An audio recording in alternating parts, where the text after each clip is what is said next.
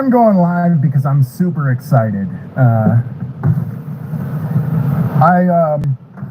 I've been talking to people all day about how I would approach telling the public and telling the audience about what's going on with my civil lawsuit. I have a 1983 civil lawsuit filed in federal court against the District 7 court in the state of New Mexico against Judge Mercedes Murphy, Judge Murdoch, I can't remember her first name, and two court clerks, including Susan Rosenthal and Jason Jones. I have two attorneys representing me that have filed this lawsuit for me, Zach Cook and Blair Dunn in New Mexico. They are absolutely incredible. People have told me in the past, you can't sue a judge. You just can't do it. These judges have stepped so far out of line, so insanely far out of line, that not only was I able to find one attorney that would sue the judges for me, but two. And I can't even tell you how incredible they've been.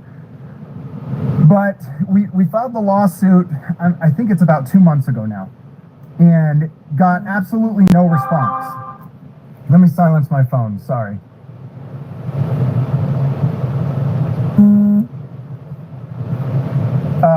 They went into default because they didn't respond at all to the lawsuit, which is why I haven't published anything telling people what's going on, because nothing's gone on.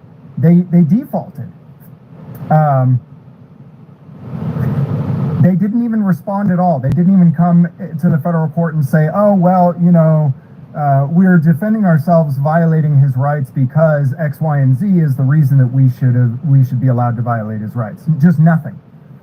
And it was odd. It was eerie. It was like the whole time we're going, man, what is going on here? Like, this is unheard of. Nobody just fails completely to respond to a lawsuit. Even in the private sector, you sue somebody, they respond. But let alone essentially legal experts, judges, absolutely refused to respond to a filing of a lawsuit in federal court. Then just about 2 weeks ago, they finally retained counsel, and their counsel entered their appearance.